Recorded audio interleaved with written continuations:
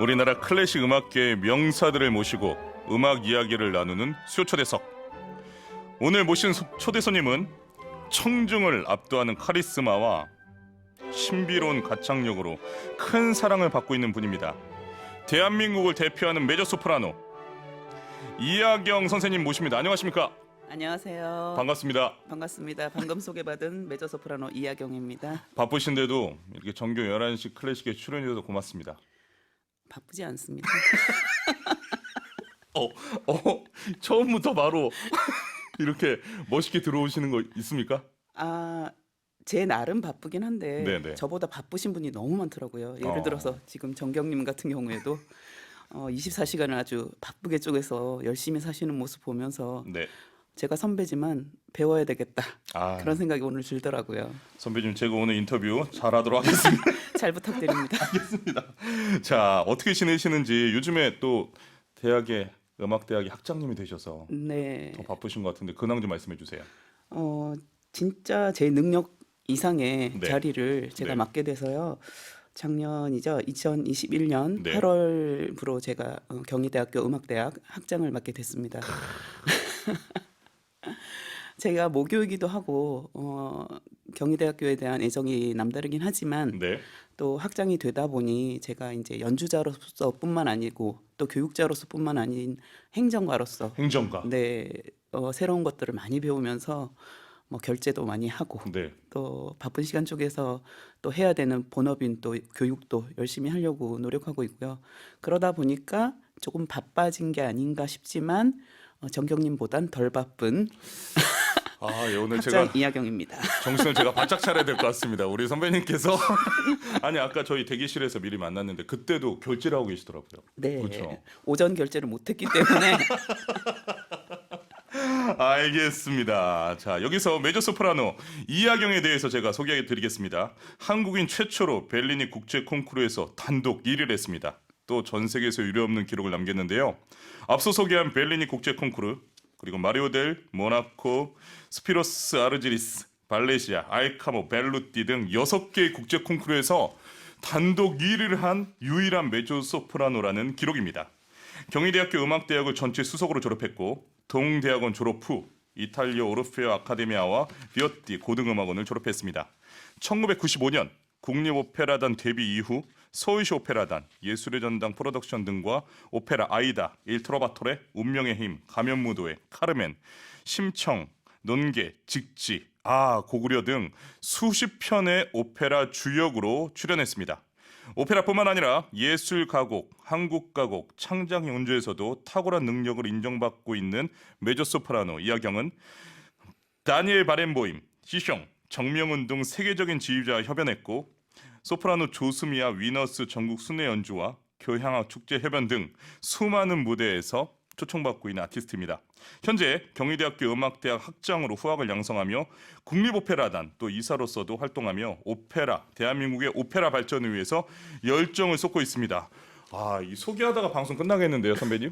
그렇지 않습니다. 저는 너무도 평범한 사람이기에 이런 거는 그냥 약간의 수식어, 양념이라고 생각합니다. 이 정도가 평범한 건가요? 아니요, 일상이 평범하다 보니 알겠습니다. 연주자로서의 이하경이 약간 특이하다, 특별하다. 오늘 아주 샅샅이 파헤치도록 하겠습니다. 오늘은 이하경 선생님과 함께 음악 이야기, 인생 이야기 나누겠습니다. 방송 들으시면서 질문이나 방송 소감 그리고 응원 문자 많이 보내주세요. 문자 번호는 샵 1045, 짧은 문자 50원, 긴 문자는 100원의 정보 이용료가 부과됩니다. EBS 라디오폴 반디로는 무료 문자 보내실 수 있습니다. 이탈리아 시칠리아 깔라티제타에서 열린 제34회 벨리니 국제 성악 콩쿠르에서 단독 1위를 하셨습니다. 이때 당시 한국인으로서는 최초였고 또 아무래도 메조소프라노가 1위를 한다라는 것은 그때 당시에도 이슈가 됐는데 어떻게 생각하세요? 말씀드리기 전에 약간 정정을 하고 들어보겠습니다. 한국인 최초는 아니고요. 네. 한국인 단독 최초입니다. 한국인 단독 최초? 네. 이 어떤 차이가 있죠? 저보다 이 벨리니 콩쿠르라는 곳이 네. 굉장히 유래가 깊고 유명한 콩쿠르이긴 하지만 네. 단독 1위를 굉장히 안 주는 콩쿨로 유명하거든요. 그래서 공동으로 보통 한두 명, 두세 명을 같은 상을 주기도 해요. 그래서 저희 나라의 많은 유명한 성악가 분들이 공동 2, 3위를 한 기록은 참 많은데 네. 저보다 한 10년 가까이 전에 네. 공동 1위를 하신 분이 아마 한 분 계셨던 것 같아요. 아. 제가 성함은 잘 기억을 못 하는데 지금 활동을 안 하시는 분이고요. 네. 그분 이후로 한국인 1위가 처음이면서 최초로 단독 1위를 한 경우죠, 제가. 예, 제가 다시 정정했습니다. 정리를 해드리면은 벨리니 국제 성악 콩쿠르가 그 수상하신 분들이 계신데 네네. 공동 1위는 있었고 네. 단독으로 1위는 메조 소프라노 이하경 선생님밖에 없다. 네네. 정확합니까? 네, 정확합니다. 알겠습니다. 그 메조 소프라노가 이때 콩쿠르 1위를 단독으로 하셨을 때 그 느낌을 좀 생생하게 전해주시면 좋을 것 같습니다. 제가 이 콩쿠르를 나가게 된 계기가 있었어요. 네. 사실은 조금 특별한 콩쿠르인데 예. 벨리니 콩쿠르이 이렇게 아무래도 작곡가 이름에서 붙인 콩쿠르이다 보니까 예. 노래의 선율이라든가 아름다운 그런 목소리를 필요로 하는 콩쿠르이라고 생각이 됐고 예. 그래서 열심히 그 요강을 찾아봤더니 예. 너무너무 나가고 싶은 거예요. 어. 근데 너무너무 어렵겠다라는 게 저한테 와닿아서 고민을 엄청 하고 있었어요. 그래서 네. 저희 남편하고 의논을 많이 하는데 여보 나 이 콩쿠르 나가고 싶긴 한데 자신이 없어라고 했어요. 그랬더니 저희 남편이 그 며칠만 더 생각해 보자 네. 이러고 있었는데 하루는 제가 한국 방송을 인터넷으로 보게 됐는데 네. 거기에 저랑 같이 졸업한 8호 학번 선배님의 아드님이 소아암 환자로 병마와 싸우고 있다는 그런 다큐가 나왔었어요. 네. 그래서 그걸 보는 순간 나는 지금 건강한 몸과 목소리로 이렇게 아름다운 곳에서 공부를 하고 있는데 내가 그 친구한테 뭔가 도움이 될 수 있는 게 있을까라고 생각을 했는데 마침 그런 내가 콩쿠르를 준비해서 부족하지만 내가 상을 받는다면 조금이라도 그 친구를 후원해야겠다라는 생각을 하게 됐어요. 그래서 기도하는 마음으로 진짜 그 콩쿠르를 참여하게 됐고 그때가 겨울이었는데 너무너무 좀 힘들었던 게 열악한 환경이었어요. 막 호텔을 구했는데 거기가 만실이 돼서 갑자기 그 수녀님들이 하시는 기숙사로 가게 됐는데 막 침대가 무너지고 수돗물이 안 나와서 막 생수로 제가 양치하고 세수하고 막 그런 겨울에 네 열악한 상황에서 콩쿠르에 참여했었거든요. 근데 그 콩쿠르를 제가 그런 소망을 갖고 나갔잖아요. 그러다 보니까 최선을 다해야 되겠다 싶었는데 2차에서 제가 원하던 만큼 노래를 못한 거예요. 그래서 이걸 떨어지겠구나. 난 그러면 내 목표를 이루지 못한다는 그 안타까움이 너무 컸어요. 근데 이게 패스가 된 거예요, 2차가. 네. 그리고 3차에 올라갔는데 이제 6시부터 피아노 콩쿠르부터 시작해서 성악이 제일 마지막으로 순서를 하게 돼 있거든요. 예. 근데 공교롭게 또 제가 제일 마지막 번호가 된 거예요. 피날레. 네. 그래서 고민을 많이 했어요. 이거를 컨디션 조절을 어떻게 해야 될지도 고민이었고 2차에서 내 생각만큼의 실력을 못 보여줬기 때문에 이걸 만회해야 되는데 내 자신을 오롯이 보여줄 수 있는 방법이 뭐가 있을까 되게 고민을 많이 했는데 오히려 이게 시간이 지나니까 긴장이 많이 풀어지더라고요. 제가 거의 밤 12시 낮에 10시, 11시에 리허설을 하고요. 오전에 시작해서 하루를 세상에. 꼬박 12시간을 보낸 이후에 밤 12시 5분 전인가 노래를 했어요. 어떻게 노래해요? 그래서 했는데 제가 기립박수를 받은 거예요. 그러면서 제가 단독 1위라는 기록을 세우게 된 거죠. 너무나도 감사하게. 두 가지만 더 질문하겠습니다. 네. 피날레 곡은 뭐였습니까? 제가 삼성과 드릴라. 삼성과 데릴라. 네, 그대 음성에 내 마음 열리고. 네, 몽개를 그 부르셨고. 곡을 불렀죠. 그러면 그 목표대로 그 소아암 네네네네. 환자에게 어떻게 도움을 네, 주시게 제가 됐나요? 받은 상금에서 이제 3분의 1을 제가 한국으로 보내드렸죠. 이 넘치는 감동의 물결을 어쩌면 좋을지 모르겠네. 지금도 예. 약간의 후원을 계속하고 있습니다. 지금도? 네네네. 그럼 이게 몇 년 전이죠? 34년? 그 사이에 잠깐 공백이 있었는데 네. 또 진짜 그 선배님과 아드님을 생각하는 많은 동문들이나 지인들이 예. 그런 후원회를 몇 년 전에 결성을 하셨어요. 4, 네. 5년 전인가. 네네. 그래서 조금씩 십시일반으로 돕고 있습니다. 여러분 우리나라에서 가장 훌륭하다고 평가받고 있는 메조소프라노 이하경 선생님이 지금 나오고 계십니다. 보이는 라디오를 보시면 실물을 보실 수가 있으니까 꼭 보이는 라디오 추천드립니다. 정경의 11시 클래식 공식 질문 드리겠습니다. 네. 메조소프라노 이하경에게 무대에 서서 노래한다는 것은 어떤 의미입니까? 좀 무거운 질문이죠. 아니 저는 제가 굉장히 평범하다고 했잖아요. 아까 그 본인을 잘 모르시는 것 같은데 어디가 평범하시죠? 제가 어릴 때부터 노래하는 걸 참 좋아했어요. 네. 그리고 아버님 뭐 지인분들이 오시거나 이러면 앞에 서서 노래하고 이런 거 용돈 받고 그런 걸 즐기긴 했는데 남 앞에 서는 걸 평상시에는 좋아하지 않아요. 그런데도 불구하고 어릴 때부터 웅변도 했었고 동화 구연대회도 나갔었고 네. 뭐 포스터 대회 뭐 이런 것도 나가 상도 받고 네. 뭔가를 하기는 꾸준히 했더라고요. 제가 네. 저를 돌아봤더니 예. 그래서 무대에서 노래한다는 거는 사실 저한테는 꿈을 이루는 시간이다. 꿈을 이루는 시간. 네네. 그러니까 아직도 꿈꾸고 있지만 아직도 많이 부족하고 평범한 사람이기에 지금보다 더 잘하고 싶고 더 좋은 모습을 보여주는 연주가이고 싶지만 그 시간만큼은 진짜 제가 오롯이 저를 다 드러내놓고 관객과 호흡하고 관객하고 아이 컨택하고 그 순간이 너무 짜릿한 거 아시죠? 정경 선생님도 많이 느끼실 텐데 그 순간에는 부족한 제가 그 사람한테 그래도 줄 게 있다라는 그런 느낌? 그런 생각이 들어요. 그래서 내가 정말 보잘것없는 사람이었는데 지금 이 자리에 설 수 있는 것처럼 아 여러분들도 나를 통해서 꿈을 꿨으면 좋겠다. 그리고 나도 앞으로 더 계속 꿈을 꾸겠다 이런 느낌인 것 같아요. 그리고 뭐 한 가지 더 추가해서 말씀드린다면 네. 제가 어머니도 대학교 4학년 때 일찍 돌아가셨고 아버지도 2013년에 돌아가셨거든요. 근데 제가 어쨌든 부모님으로부터 물려받은 유산이 좋은 목소리, 그다음에 뭐 따뜻한 목소리 이건 것 같아요. 그래서 그 목소리를 통해서 부모님들이 저한테 주신 거 유산을 남한테 베푸는 그런 시간이 아닌가 싶습니다. 메조소프라노 이하경에게 무대에 서서 노래한다라는 것은 꿈을 이루는 시간이고 본인이 가지고 있는 이런 탤런트 또 이 음악을 통해서 그 컨택하는 관객에 있는 분들도 같이 꿈을 꾸는 시간이면 좋겠다. 이렇게 말씀해 주셨습니다. 노래 한 곡 들려드리겠습니다. 소프라노 조수미와 위너스 공연 실황입니다. 들리브 오페라 라크메 중에서 꽃의 이중창 소프라노 조수미, 메조 소프라노 이하경이 함께 노래합니다. 브라바! 와. 들리브 오페라 라크메 중에서 꽃의 이중창을 소프라노 조수미, 메조 소프라노 이하경의 목소리로 감상하셨습니다. 지수미님, 재능을 타고나셨는데 그 재능을 어떻게 써야 하는지도 알고 계신 겸손함에 겸손해집니다. 천상의 하모니네요 라고 보내주셨습니다. 8016님, 감동, 눈물이 납니다. 말씀하시는 음성에 무언가 치유되는, 무언가 시작해보고 싶은 열정을 깨워줍니다. 고맙습니다. 잘 되겠습니다. 라고 보내주셨습니다.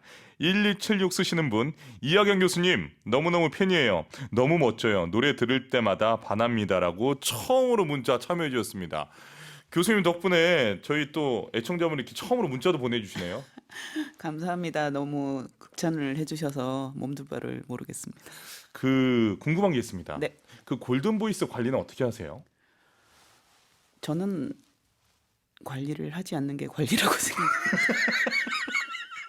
특별하지 않은 것이 가장 특별한 것을 만든다는 그런 생각이 있다고 해야 되나요? 네. 그러니까 제가 남과 다르지 않기 때문에 굳이 또 남과 다른 뭔가를 만드는 것은 오히려 징크스가 될 수도 있지 않나 그런 생각이 들고요.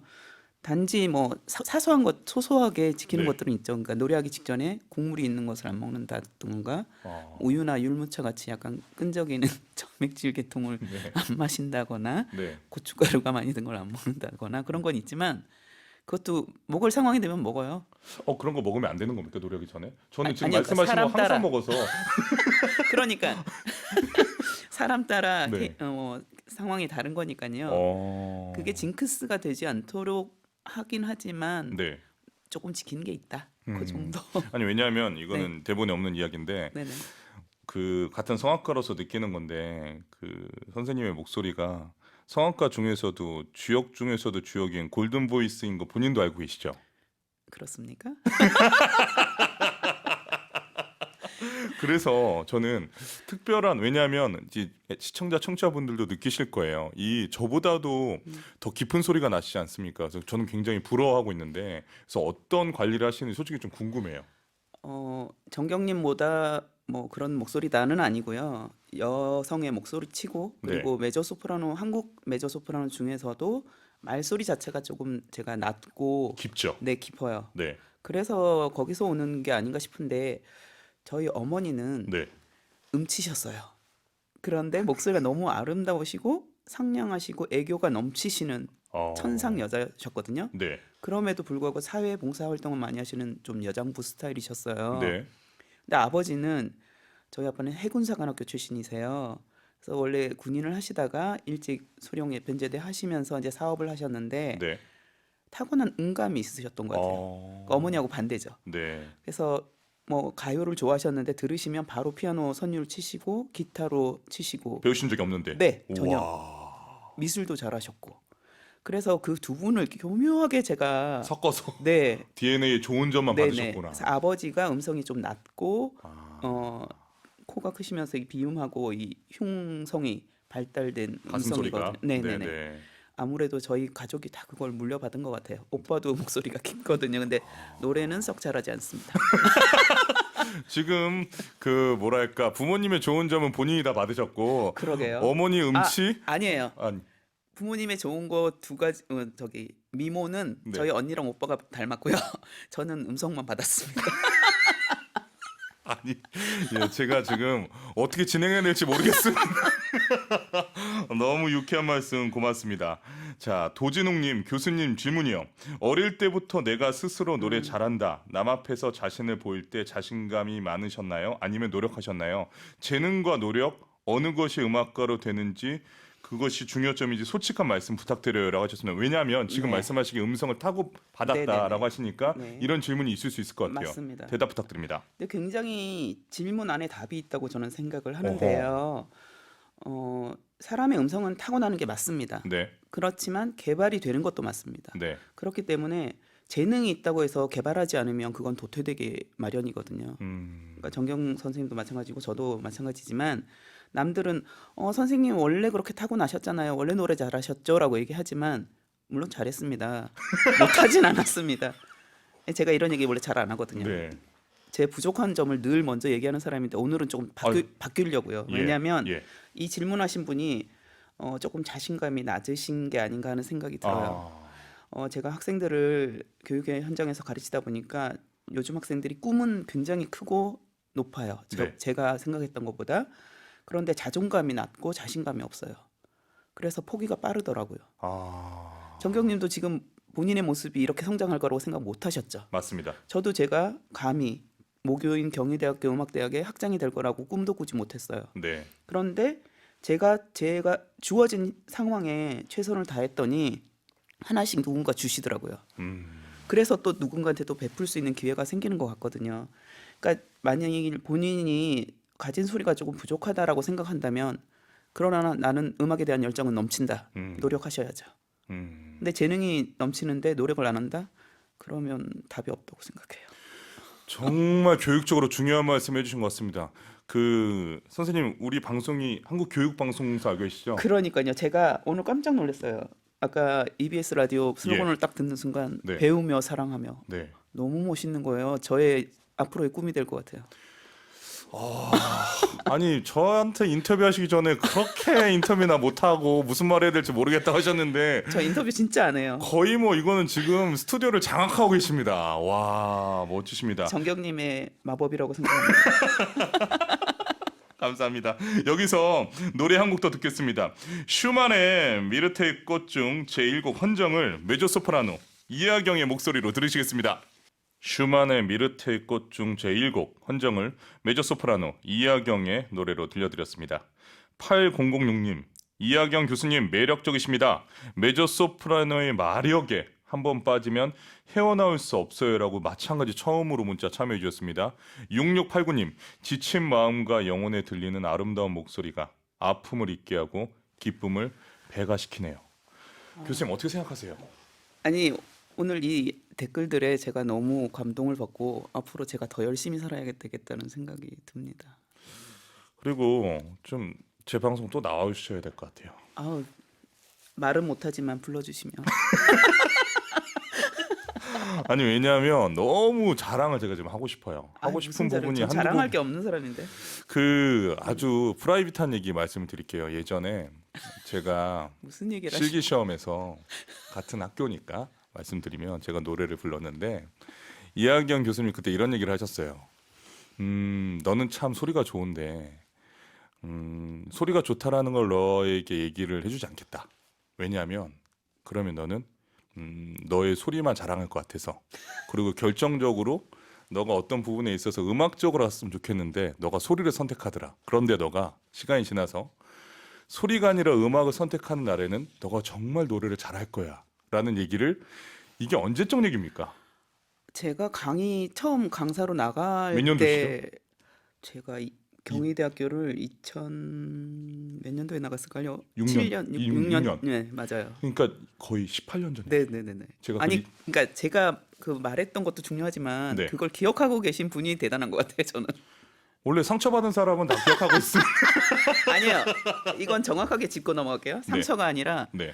저는 너무 아끼는 마음이 들어서 그때 분명히 제가 이미 유학 갔다 온 사람처럼 좋은 목소리를 가졌다라고 했어요. 네. 그럼에도 불구하고 네가 무대에서 조금 넘치게 보여주는 그것이 너의 음악을 해칠 수도 있다. 앞으로 더 좋게 성장할 수 있을 것 같은데 안타까움과 애정으로 한 말이죠. 상처가 아닙니다. 아니 그때 이 또 상황이 재밌는 게 그때 제가 음. 그때 당시에 학장님이신 백남욱 교수님 네네네. 교수였잖아요. 네네, 그리고 맞아요. 그때는 이하경 선생님은 강사였죠. 강사였잖아요. 네네. 그래서 솔직히 감히. 그 질서상 학장의 제자한테 그런 얘기를 한다라는 것은 솔직히 말도 안 되죠. 말도 안 되는 일이잖아요. 지금의 정서로 봐도. 그런데 얼마나 대단한 교육자시냐면 보십시오. 그때 강사하셨을 때 학장의 제자한테도 이런 얘기를 할 수 있는 사람이 되니까 학장이 되는 거 아닙니까? 그렇지 않습니다. 그건 제가 강사여서가 아니고 예. 정경님의 선배로서 한 얘기. 여러분 우리나라는 노래도 세계에서 이렇게 뛰어나게 잘하시지만 교육자로서도 전혀 부족함이 없는 정말 넘치는 메조소프라노 이하경을 보유하고 있습니다. 자 부끄럽습니다. 질문하겠습니다. 지난 2년 동안 연주자들은 코로나19 때문에 참 힘든 시간이었죠. 네네. 그럼에도 불구하고 공연을 멈추지 않으셨어요. 네네네. 그때 당시에 기억에 남는 공연 하나만 소개 부탁드려도 될까요? 지난 2년은 뭐 음악가뿐만 아니라 모든 분들에게 힘든 시기였었죠. 그런데 네. 그럼에도 불구하고 잘 이겨내 주셔서 감사하고 저 또한 계속 음악 활동을 하고 있었는데 네. 그 중에서도 2020년도 12월 그러니까 코로나19가 한국에서 이렇게 막 되게 자제를 많이 하면서 서로 조심조심 하고 있을 때 조금 더 다시 확산되는 시기였던 걸로 제가 기억을 합니다. 그때 이제 서울시향하고 12월에 나인 심포니를 하게 돼 있었어요. 근데 이 확산세가 너무 커지니까 연주를 엎어야 되나 마나 이런 회의를 계속 하시더라고요. 캔슬할 수도 있다. 네네네. 그리고 상임 지휘자신 오즈모 벤스케라는 분은 아예 들어오지를 못하셨어요. 한국에 들어오지도 못하고. 네네네. 그래서 이제 제1수석 지휘자님께서 이제 지휘를 맡게 되셨고 네. 그래도 연주는 강행하는 것이 좋을 것 같다라는 강은경 대표님의 그때 결단이 있으셔가지고 저희가 출연자 모두 스텝 뭐 회사 직원분들 모두 검사를 다 이제 선별 진료소 검사를 받고 강행을 하게 됐어요. 네. 그런데 당일까지 고민을 한 게 리허설 끝날 때까지도 계속 고민한 게 마스크를 쓰느냐 벗느냐였거든요.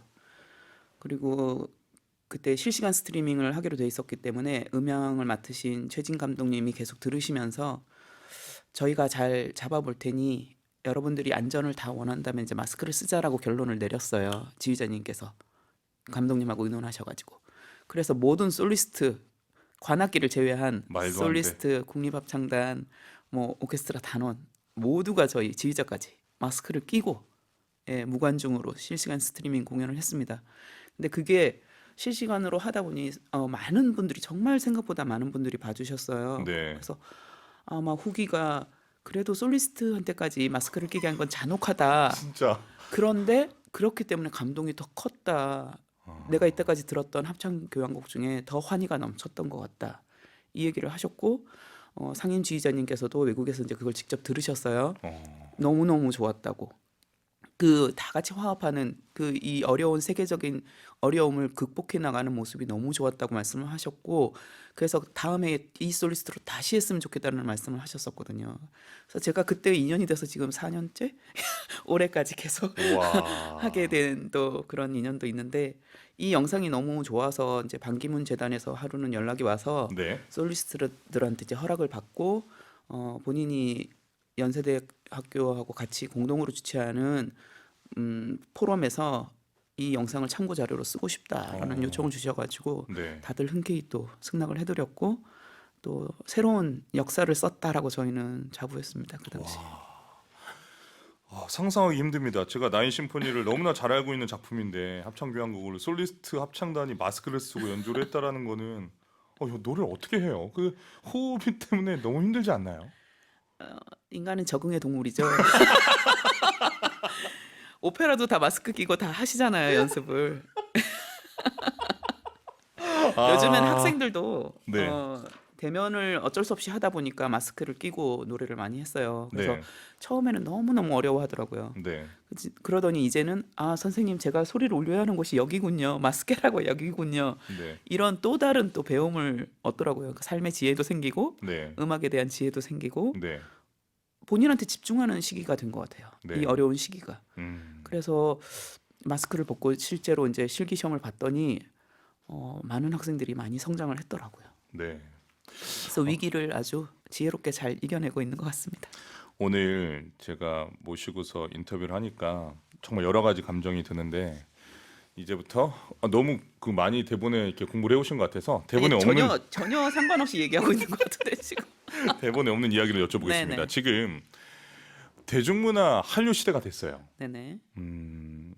정말 제가 어렸을 때까지만 하더라도 음. 책받침 또 이 브로마이드 저도 많이 있었습니다. 그렇죠. 네. 그때 외국의 미국의 유럽의 팝스타들을 보던 시대가 지금은 전 네네. 세계 우리나라 대중문화의 뭐 영화 배우, 뭐 가수 이런 전 세계 사람들이 사랑하는 이런 시대가 됐는데 솔직히 우리나라 클래식 시장에 이 대한민국의 클래식 시장에 있는 아티스트들 분들이 정말 대단한 업적을 네. 많이 일어났잖아요. 네네. 그에 비해서 저는 솔직히 아직 우리가 조명을 받지 알려지지 못한다고 않았습니다. 알려지지 네. 않는다고 생각해요. 네. 이 부분에 대해서 어떻게 생각하시고 개선점은 교육자시고 연주자시고 이제 행정가시니까 생각이 있으실 것 같은데 부탁드립니다. 제가 이제까지 정경님에게 가졌던 호감을 지금 이 시간부로 끊도록 하겠습니다. 제가 분명히 인터뷰를 못하는 말도 못하는 사람이라고 했는데 어려운 질문을 갑자기 훅 던지셨는데 아니, 왜냐하면 굉장히 중요한 질문을 중요한 하셨어요. 질문이기 때문에. 지금 시대가 많이 변했고 네, 모든 학문 분야가 컨텐츠 싸움이라고 생각합니다. 네, 클래식 또한 저는 평상시에 클래식의 대중화는 어렵다라고 생각하는 사람이에요. 네, 대중을 클래식화 시켜야 된다. 그렇게 늘 생각하는 사람인데 네, 최근에 학생들을 가르치면서 그리고 사회가 변화되는 문화가 변화되는 흐름을 보면서 이제 나도 변화해야 되겠구나. 그 컨텐츠 싸움에 끼어들어야 되겠구나. 그래서 요즘 제가 학생들하고 하고 있는 수업이 캡스톤 디자인이라는 수업이 있어요. 네. 이제 그게 뭐냐면 공학 계열에서 원래 처음에 나온 거긴 한데 학생들이 현장에서 직접 겪을 수 있는 상황들을 학교에서 미리 유추해서 모든 일을 만들어보고 설계하고 직접 해결해 나가는 그런 일련의 과정을 가르치는 수업이거든요. 그래서 저도 2018년부터 그 수업을 지금 하고 있는데 네. 아무래도 음악대학이다 보니 저희가 연주자로서 무대에 서고만 싶어 했지 뒤에서 그 공연을 위해서 노력하는 수많은 스텝의 역할은 한 번도 생각해 본 적이 없더라고요. 그래서 공연을 기획하는 것부터 기획 제안서, 공연 뭐 홍보 계획서, 마케팅 보고서, 뭐 포스터 제작부터 시작해서 공연하고 피드백까지. 예술 경영이네요. 네, 그 과정을 제가 지금 학생들하고 같이 하고 있거든요. 네. 그래서 그런 걸 하다 보니까 애들이 영상도 다루는 법을 조금씩 배우게 되고 네. 스텝의 어려움도 알게 되고 또 그러다 보니까 또 노래를 더 잘해야 되겠다는 노래하는 사람으로서의 소중함도 알게 되고. 소중함도 알게 되고 내가 가진 탤런트가 어느 쪽에 있는지를 또 찾아가더라고요. 그래서 정규 과정 외에 이런 수업이 지금 변화되는 이 문화 콘텐츠 사업 개발하는 데 많이 도움이 되지 않을까라는 생각을 합니다. 그래서 제가 정경 씨를 좋게 생각하는 부분이 그런 부분이에요. 학생 때 솔직히 조금 튀는 학생이었거든요. 네. 그래서 제가 아까 그런 말씀도 애정을 가지고 했었을 거예요. 네. 그런데 지금 벌써 시대를 앞서간 분인 거죠. 오페라마부터 시작해서 그 당시에 뮤직비디오도 찍으셨고요. 네. 지금도 많은 음악가들을 위해서 그 애정을 가지고 세계에 알려야겠다는 그런 소명을 가지고 지금 사업을 준비하고 계신 걸로 제가 알고 있습니다. 그래서 네.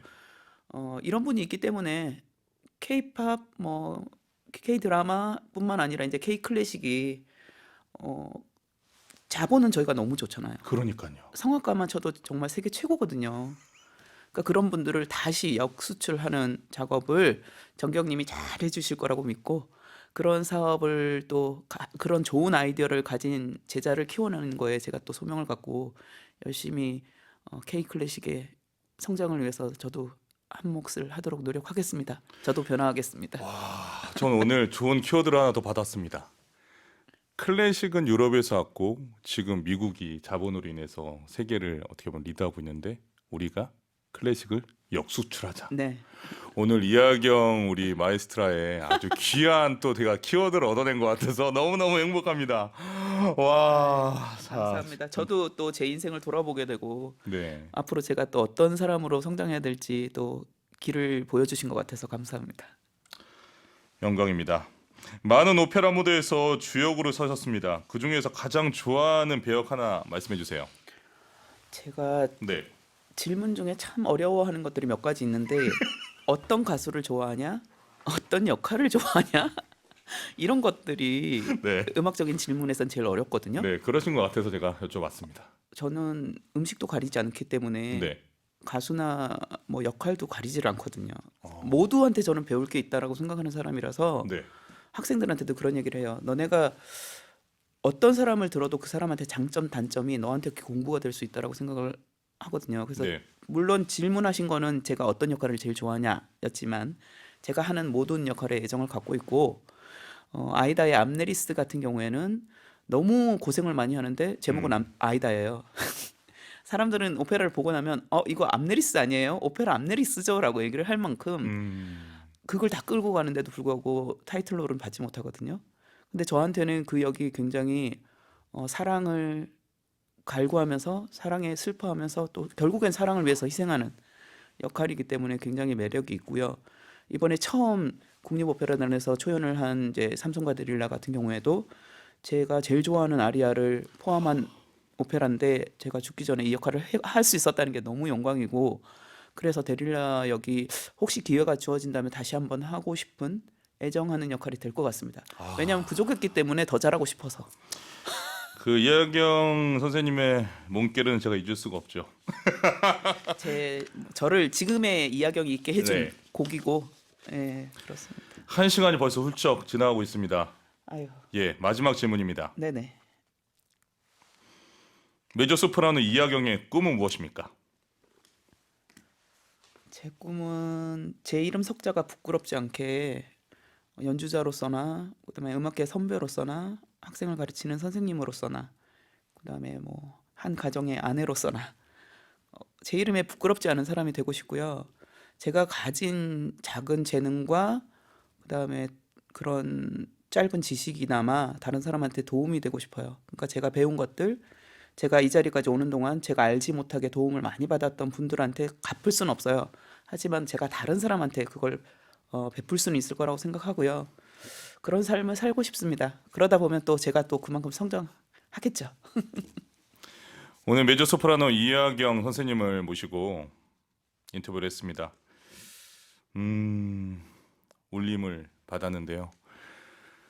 앞으로도 연주자로서, 교육자로서, 또 이제 행정가로서, 대한민국을 대표하는 성악가로서 앞으로 저희도 응원하고 기대하겠습니다. 감사합니다. 앞으로도 활동 많이 해주세요. 네.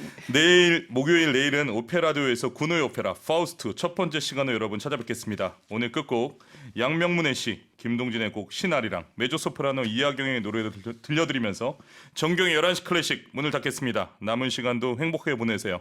나와주셔서 감사합니다. 감사합니다. 행복한 하루 되세요. 안녕.